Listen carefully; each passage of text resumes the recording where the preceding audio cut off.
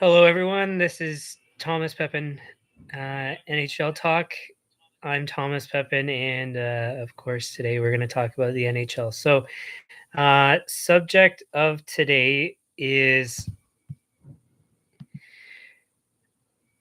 if the Colorado Avalanche are good enough to win a Stanley Cup in back-to-back years. So, basically, today we'll contrast the roster they have this year versus last year, and figure out if they can win the cup. So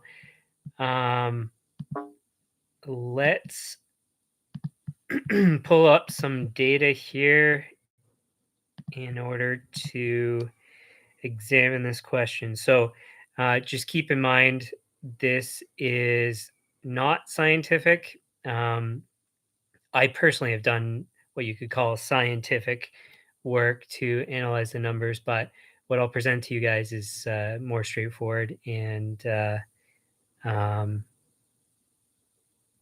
basically it gives a good enough answer anyway. So really, it doesn't matter too much about the fine details. So, all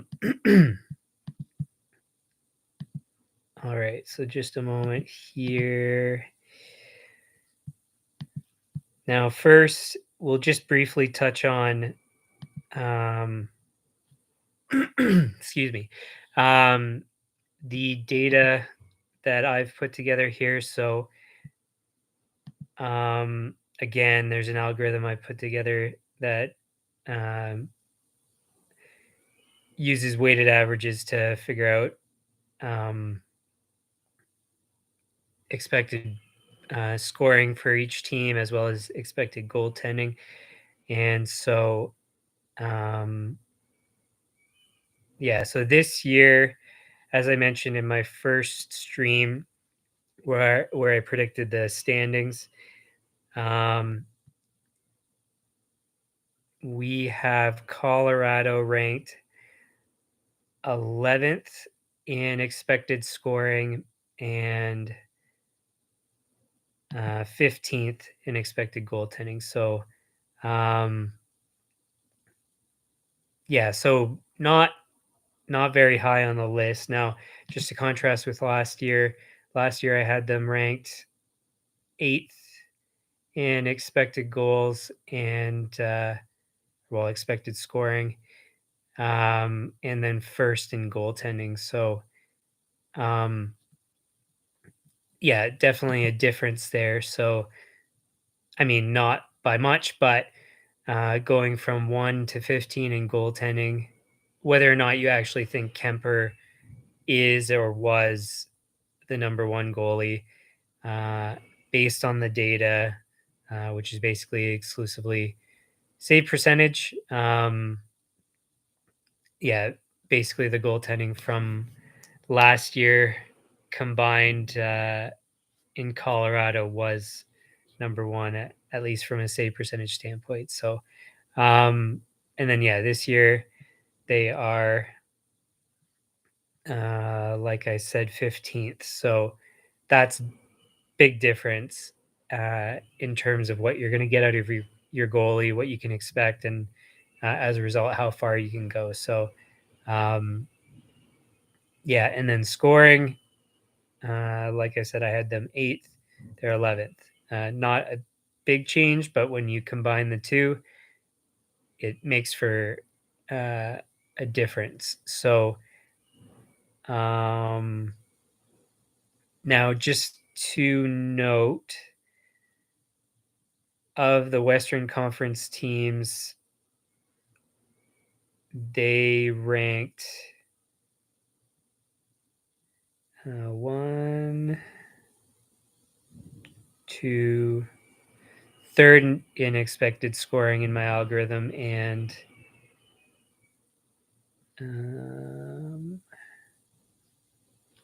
give me a sec here. I'll have to filter this a different way.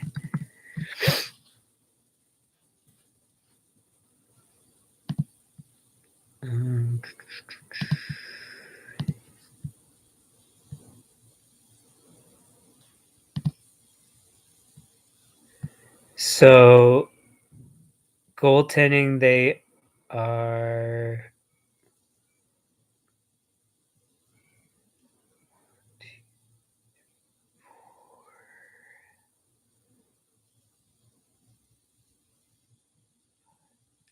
seventh, I believe. Let me double check that. No, I think it's eighth actually. 1, 2, 3, 4, 5, 6, 7, eighth in the West. So yeah, so they're definitely not at the top, even in their conference. So um, yeah, so some things to consider. Again, I said in my first stream that um, the Western Conference is weaker this year, in my opinion. And as I mentioned, with these rankings, they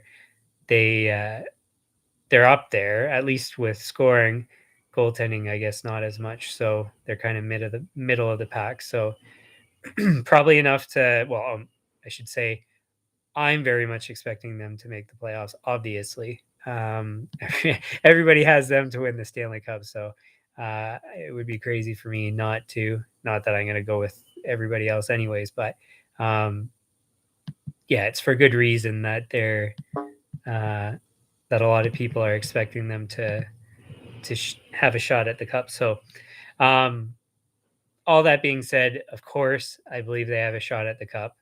Um, to what degree, and in contrast to last year, that's another story. So now we'll actually get into a bit of the weeds here. Again, not scientific, but um, we'll take a look at basically the major. Uh, I'm pretty certain. I haven't looked at these numbers. Again, everything that I do here is live on the spot. Uh, no script or anything. So I don't know the results, but I would be willing to bet that their goals. Well, I already said in my using my algorithm, but just looking at things in simpler terms, that their goals um, will decrease with their roster here. But anyways, we'll actually um, look. I'll give you some numbers. Again, not scientific, but it will give a relatively decent representation of what they've lost and I guess what they've replaced it with. So, all right. So just one more second here to pull up one last thing.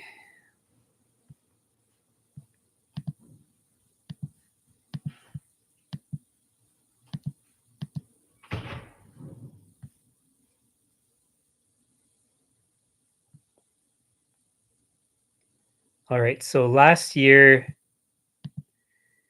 they had 308 goals for,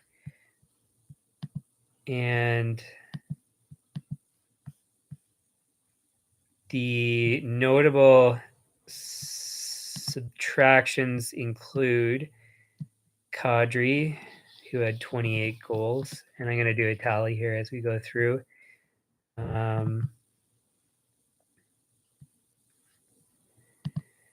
Burakovsky,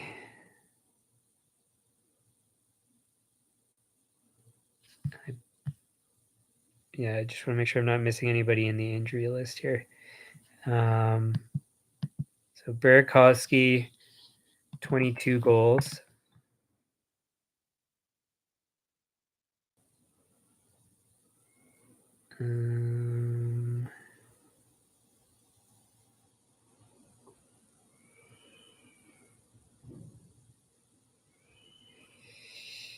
Sorry, bear with me. Just scanning through.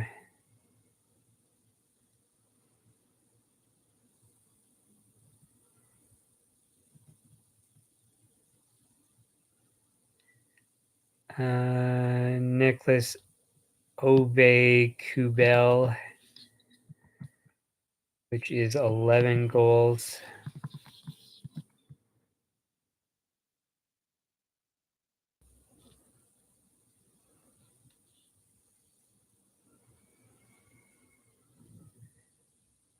And I guess we'll cut it off there. There's a couple other people that they're um, missing. Now, just a couple notes here. So you could expect their goals to increase.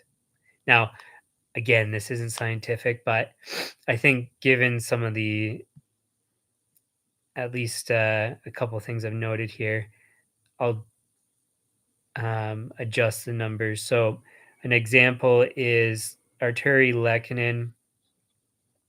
Um, he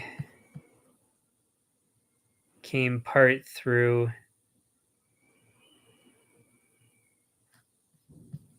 Now, give me one more second. I just want to make sure of what they lost in getting Lekkinen here. Justin Barron, yeah. So no loss. So basically, you can expect that their goals will increase by what he produced in Montreal prior to going to Colorado, which is 13 goals. So we'll substitute 13 goals.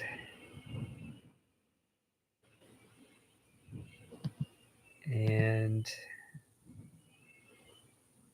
anything else? Landeskog was injured and still produced 30 goals.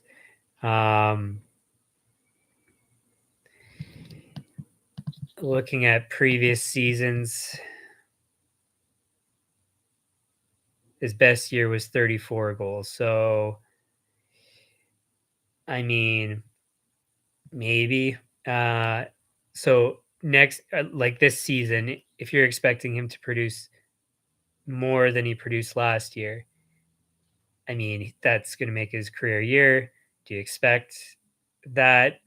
I don't know. To be honest, I'd kind of leave it as is because you can't expect everybody to constantly have career years year after year, and especially the substitutions from the, or sorry, the subtractions from the team and substitutions that come in. So, um, of course, yeah, you can't expect everybody to necessarily perform as good as last year, but we'll give that as a baseline, I guess. So, so anyway, so other than that, McKinnon, some injury time, but you're gonna have injury time loss. So we'll just leave the rest as is.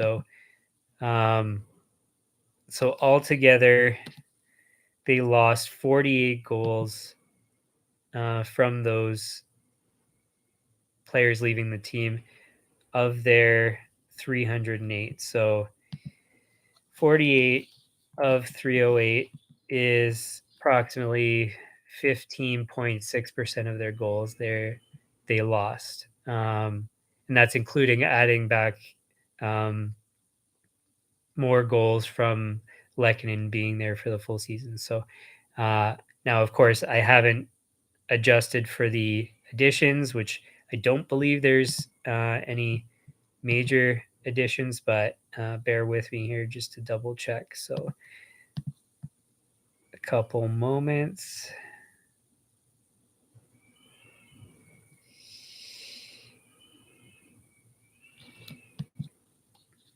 Evan Rodriguez is an addition.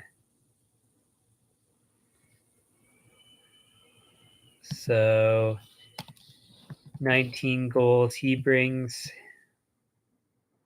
And again, well, that was a career year in Pittsburgh. Is he going to produce the same?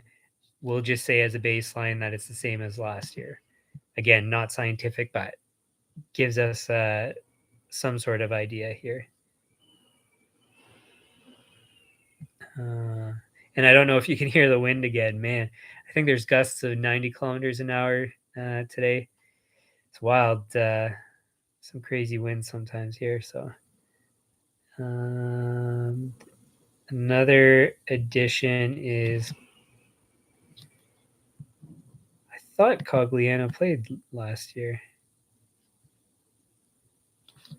Yeah, okay, never mind. So, but that's why, because he had no goals when he was there.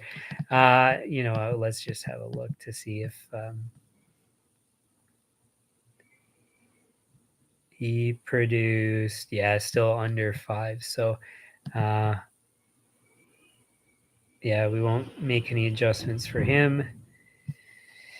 Uh,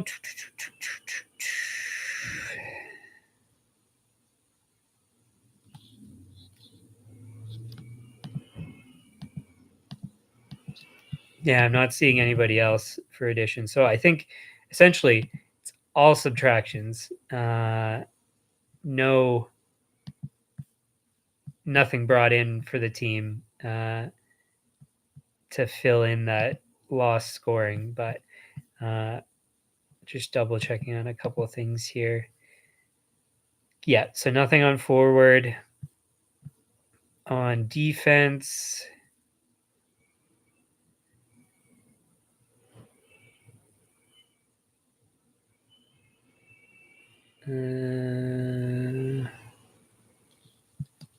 Josh Manson will be there for a full season, so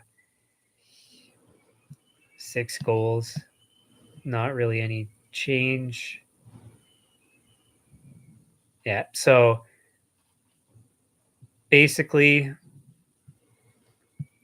they there's the 15.6%. So, and then we've got the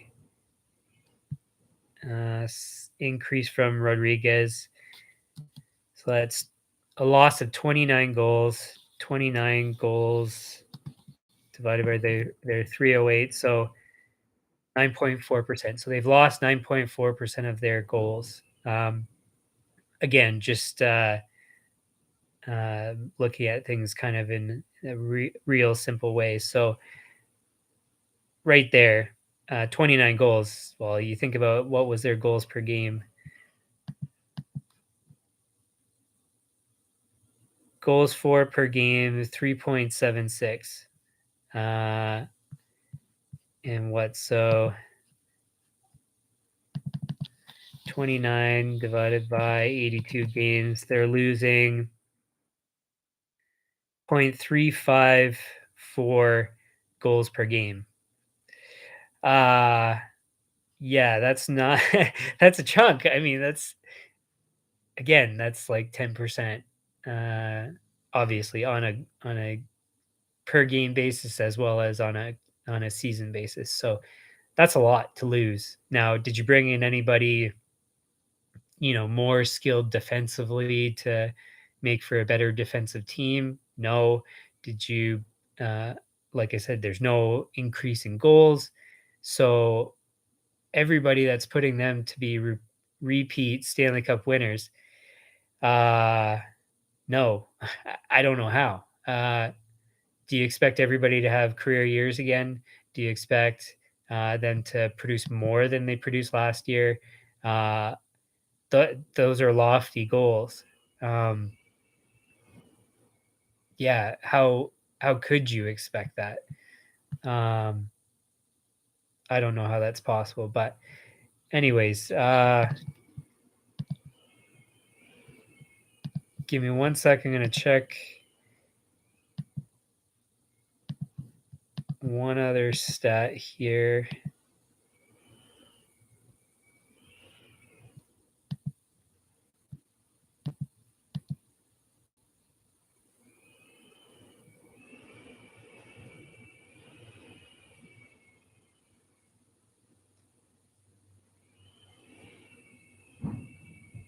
Yeah, so yeah, losing. So again, so that's all the scoring we've covered here. Now taking a look at goaltending. So they lose Kemper's. I mean, not that they're going to lose games, uh, these games that Kemper won, but he had 37 wins in 57 games. That's huge. .921 save percentage. How can you replace that? So if the expectation is that you bring in Georgiev and that he's going to have that save percentage, those are lofty expectations. So if we take a look here at his stats last year in New York, which was a good team, 33 games, 15 wins, 10 losses, 2 ties. Reasonable, yes. On a good team, so to contrast, Shesterkin had .935. So if you're saying the team is good enough to produce a .935 save percentage in Shesterkin, or at least you would say to some degree it's the team performance that's going to produce a higher save percentage, then as a result, Georgiev should equally have a high save percentage. His save percentage was .898. Now, in that case, are you saying then that Shesterkin carried the team?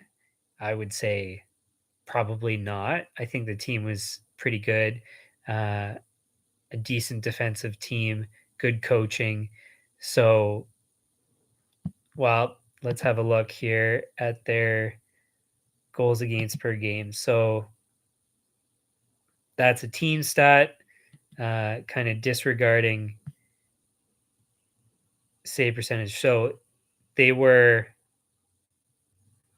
second best in the league in goals against average, goals per game. Sorry.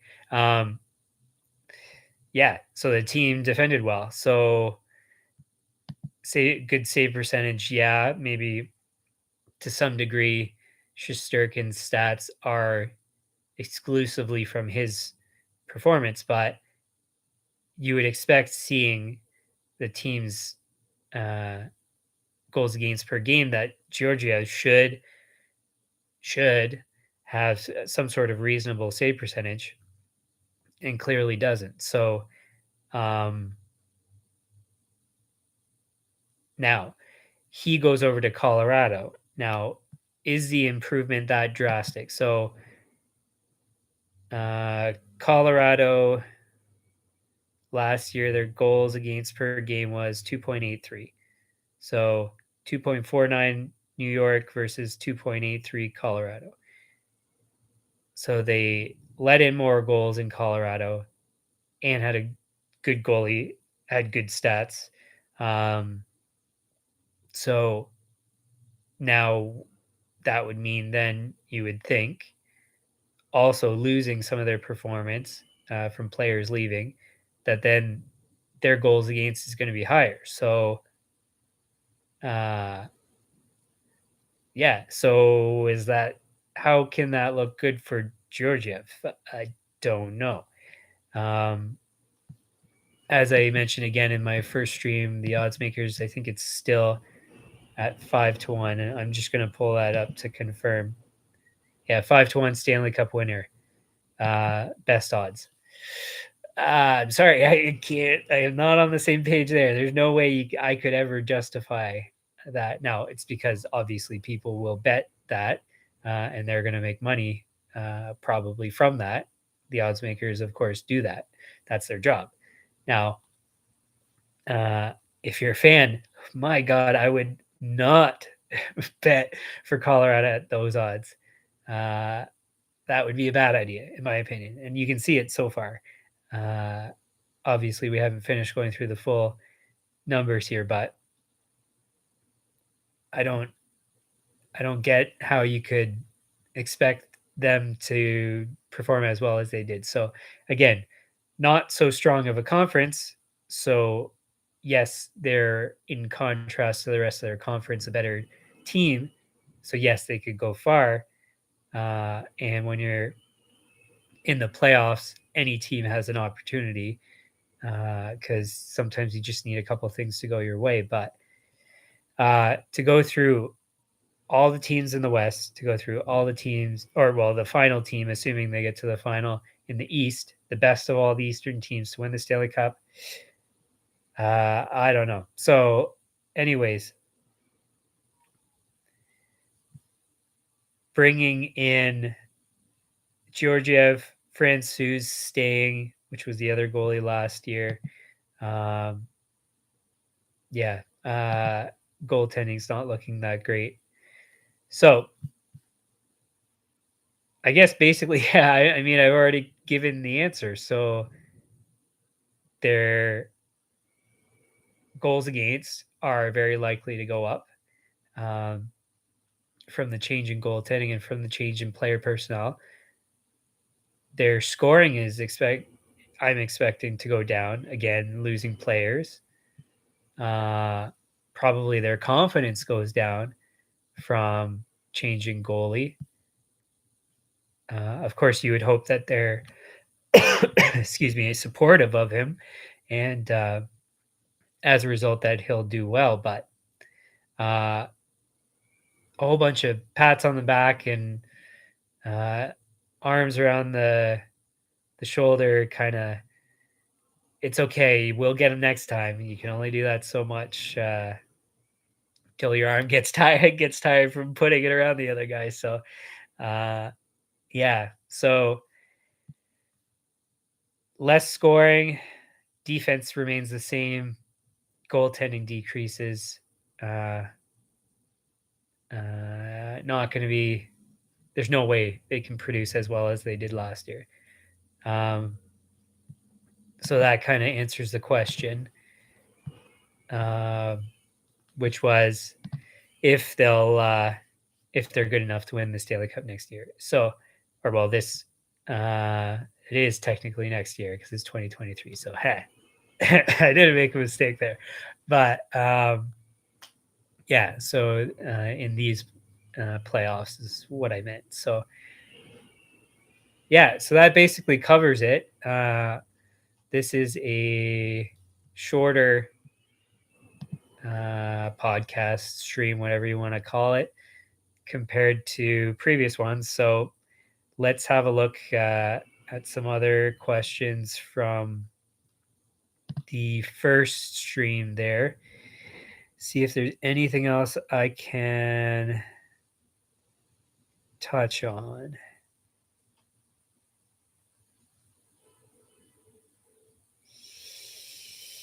That one is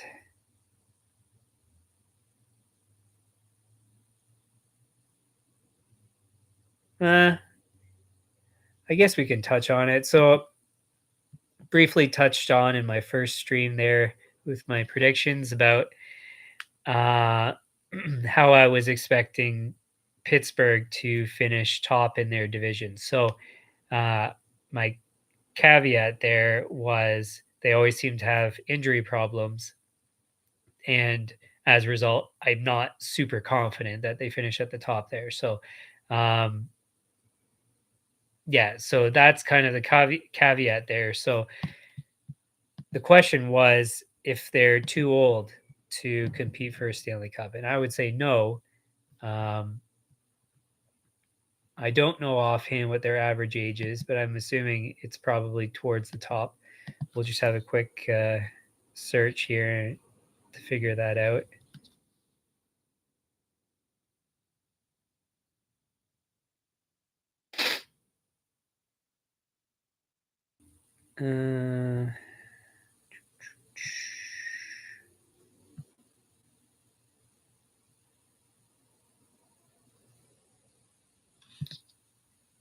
Hope this source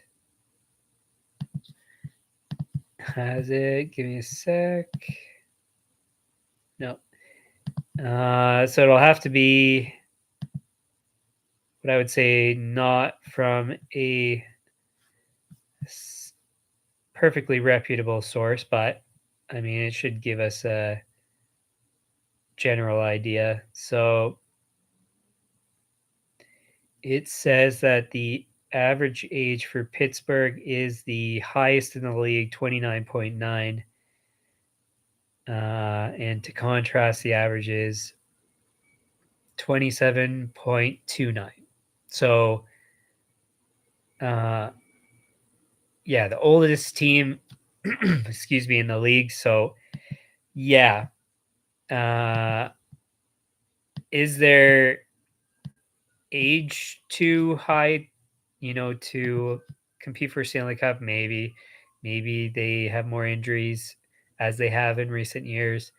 Um, Maybe they fatigue more, but I would say players are in pretty good shape. I mean, players are playing into how old was Chair when he retired? 43 or something. Let's see. He's 45 and he just retired. So, I mean, if you can play into 45, I don't see why not. And the players on Pittsburgh aren't 45. So, Crosby 35, Malkin 36, Jeff Carter 37, Chris Letang 35. Nobody's that. Like, I mean, yeah, they're on the older side, but I mean, their production is still just as good as previous years. So, Crosby last year, 69 games, 84 points, better than the previous year, better than the year before that. I mean, yeah, not regressing with Crosby. I mean, unless this is the year that Crosby just doesn't perform. Malkin, he missed a lot of games. So last year, 41 games, 42 points, 20 goals. I mean, even if he misses games, you're still getting 20 goals out of a player, which is pretty darn good. Previous year, which was the lockout. So, or sorry, not lockout, the COVID stuff. 33 games, 28 points. I mean, add a point per game, over a point per game. Unless, again, this is the year that he does worse. I mean, maybe. Jeff Carter, he's been lesser compared to his best years where he was getting like 60 some odd points, 84 points one year in Philly. So, yeah, I mean, not last year, but the year before, 44 games, 30 points. Still, producing. A couple years before that, he's a little bit lower. Last year, 19 goals, 45 points in 76 games. So produced well. So honestly, unless again, this year is the year that their age, all of them, that their ages make them play nowhere near up to the same performance. I mean, it would be crazy. And who's to say that Malkin doesn't have a full healthy year? Who's to say that the same for Crosby? Who's to say exactly is the point. So, um, so yeah, to answer that question is are they too old to finish first? No, I would say definitely not. Will they finish first? Can they stay healthy? I don't know. Nobody knows. So we'll see. Is what's going to happen in the end. So as always, all the predictions that you can make, you can run all the data. All this stuff is fantastic, but you never know what's actually going to pan out. And so, um, yeah, actually, I'm going to pull up this stat because I thought it was interesting. So just give me one sec. So when I was putting together my algorithm, I was trying to consider well, sorry, my algorithm and then my predictions, I should say. When I'm making my predictions, what number of teams can I expect to maintain their performance and make the playoffs again versus regress and miss the playoffs. So, what I was wondering is um, how many teams that were in the playoffs missed the playoffs the next year. Now, again, very unscientific, doesn't consider uh, players in and out and all that kind of stuff. So, um, going to before COVID, so when there were full seasons each year, 14, 15 turnover of 7 teams. Next year, 5 teams, 7, 7, 5. So, whenever you're making your predictions, you can expect 5 to 7 teams. I mean, small sample size, that's 5 seasons, but I mean, clearly those numbers look pretty consistent. Uh, I'm sure if I went back further, it would be approximately the same. So uh, that average 5 years is 6.2 teams don't miss, or sorry, that 6.2 teams miss the playoffs, don't make the playoffs uh, the next year after having made the playoffs. So, yeah, so in any bunch of your predictions, always keep that in mind that there's going to be turnover, and approximately 5 to 7 teams is a ballpark, again, rough estimate of how many teams. So, um, yeah, so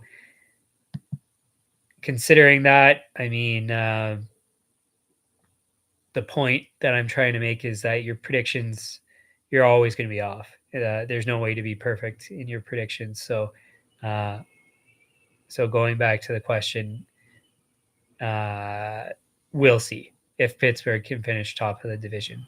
So, I think that brings up to a reasonable time here.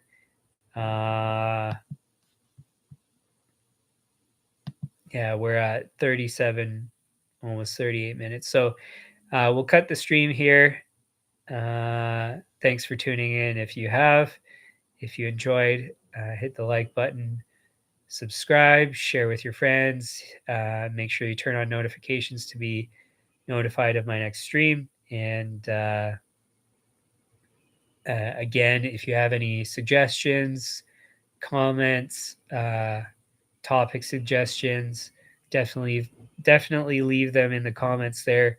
I'll have a look and consider talking about different subjects because, of course, this is also for you guys, not just me talking about things I like to talk about, which is great. That's the whole point of this stream, just talking about hockey because I enjoy hockey, but um, also want to talk about things that you guys want to hear about. So, uh, so again, thanks for tuning in. Have yourself a great day.